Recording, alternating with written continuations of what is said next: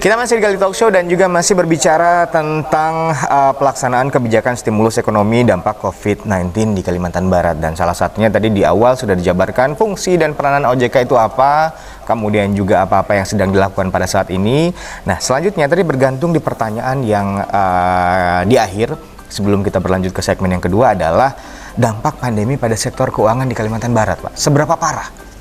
Ya, kalau parah sebenarnya kita masih tidak terlalu parah, ya, karena kalau kita melihat kepada kondisi NPL misalnya, ya, ini kan terjadi peningkatan non-performing loan di perbankan, tapi peningkatannya tidak lebih dari 2%. Okay. Jadi kalau standar NPL itu adalah 5%, kenaikan yang terjadi itu sekitar 2%-an. Tetapi seperti tadi saya bilang tidak terlalu parah karena OJK sudah mengeluarkan aturan, ya, yang kami sebut counter cyclical, ya, untuk mengatasi terjadinya pandemi ini. Sehingga aturan-aturan yang dikeluarkan oleh OJK ini seperti restrukturisasi kredit, ya, kemudahan untuk melakukan buyback saham, kemudian perubahan juga pelaporan untuk perusahaan-perusahaan emiten juga. Nah, ini membuat industri, ya, tetap berfungsi seperti normal.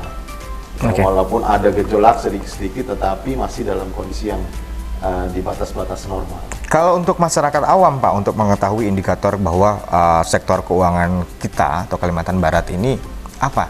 Untuk mengetahui indikatornya sebagai masyarakat perlu tahu nih indikator bahwa ini perekonomian atau keuangan kita sedang tidak baik-baik saja, atau tidak bermasalah, atau baik-baik saja. Kalau kita mau secara umum indikatornya secara apa? Umum, ya, kalau misalnya kalau perbankan atau perusahaan multi-finance atau asuransi, itu kita mensyaratkan agar mereka melakukan namanya pelaporan transparansi.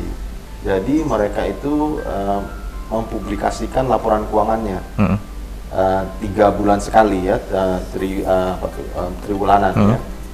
Kemudian ada juga yang semesteran. Jadi sebenarnya kalau masyarakat ingin mengetahui kondisi keuangan dari industri, bahkan itu individual, bisa melihat di surat kabar bagaimana kondisi keuangan dari perusahaan tadi. Kan kita bisa lihat apakah perbankan ini terjadi peningkatan NPL atau enggak. Kemudian OJK juga menerbitkan laporan-laporan, ya, yang menjelaskan infografis lah, seperti infografis yang menjelaskan kondisi dari industri, baik itu di regional maupun di nasional. Oke, sejauh ini tantangan apa yang dirasakan oleh OJK pada saat pandemi ini datang dan belum tahu kapan akan berakhir? Ini permasalahan juga buat kita semuanya. Kita belum tahu pandemi selesainya kapan, kemudian pandemi tiba-tiba datang dan akhirnya awalnya mungkin beberapa orang menganggap tidak akan masuk ke Indonesia, tapi ternyata terjadi di Indonesia dan semua wilayah terkena. Bahkan sektor-sektor apapun tidak ada yang selamat, termasuk keuangan, bahkan perekonomian lainnya juga terdampak. UKM juga terdampak, bahkan perusahaan besar beberapa akhirnya kolaps. Tapi beberapa waktu yang lalu saya sempat berbicara dengan Pak Haryadi. Beliau mengatakan bahwa justru UKM dan ultramikro tumbuh cukup pesat, bahkan 2 kali lipat di Kalimantan Barat sendiri. Kemudian juga ternyata itu juga berimbas pada pergerakan perekonomian, karena mereka baru memulai dan kadang mereka juga salah langkah dan akhirnya terjebak di beberapa hal yang tidak diinginkan. Ini juga menjadi masalah tentunya. OJK persiapannya, tantangannya apa saja yang dirasakan pada saat pandemi ini muncul? Ya, pada saat pandemi ini sebenarnya tantangan utamanya adalah tadi, ya, menjaga agar industri ini tetap bisa berjalan secara normal, operasional. Pelayanan kepada masyarakat tetap bisa berjalan secara normal. Misalnya kita tahu bahwa adanya lockdown, ya, istilahnya kan lockdown. Dan itu berpengaruh besar, Pak, dengan ekonomi. Betul, karena masyarakat yang tadinya bisa ke bank kan tidak bisa ke bank, ya kan? Atau mungkin kalaupun ke bank diatur jaraknya dan sebagainya, jam kerjanya juga terbatas. Ini yang sebenarnya tantangan kita agar perbankan ataupun industri tetap bisa berjalan normal.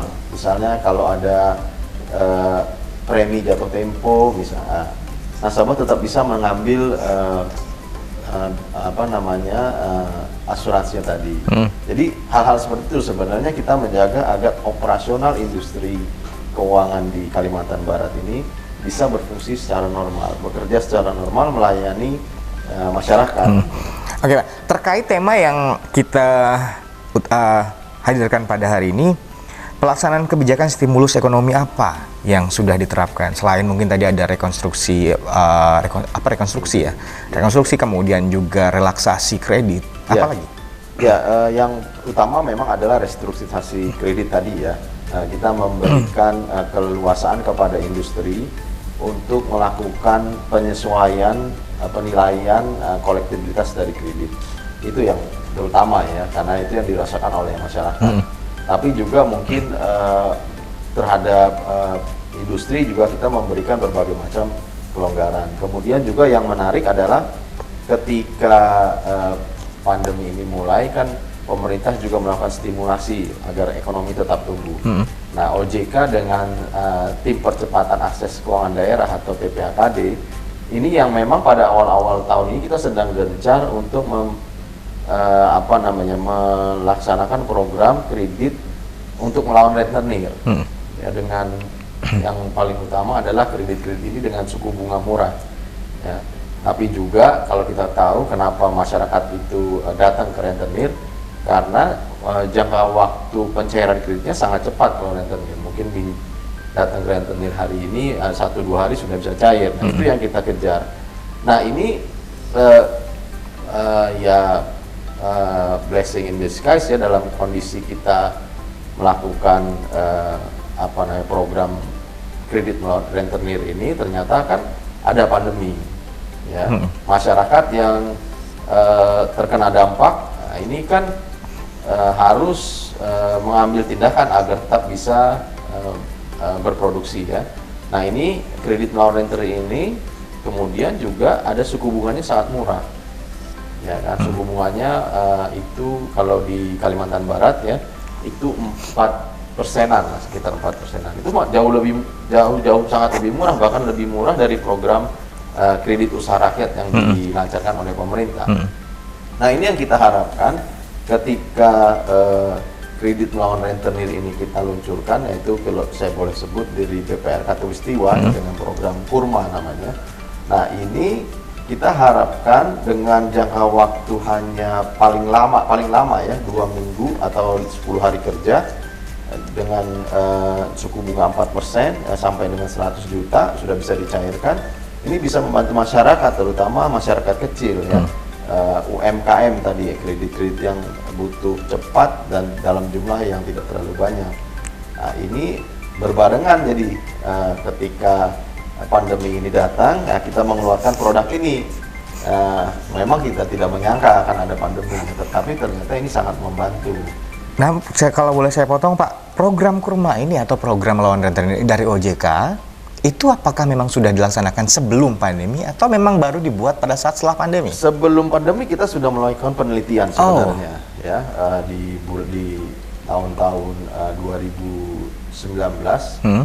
Nah, itu kita sudah melakukan penelitian bagaimana sebenarnya atau kenapa masyarakat ini tidak datang ke bank, selain misalnya tidak bankable ya, tidak selalu yang digembar-gemborkan. Ternyata memang masyarakat juga menginginkan agar kredit ini bisa juga cepat cair dan suku bunganya bisa murah gitu kan. Kalau kita melihat kepada rentenir itu kan istilahnya dulu itu ada pinjam 3 kembali 9 gitu ya. Nah, ini istilah kalau kredit, kalau di kredit koperasi 69. Iya, 69 ya. Jadi kan minjem 6 baliknya 9. Okay. Itu kan artinya cukup besar. Kalau dengan suku bunga 4% aja itu jauh sekali. Oke.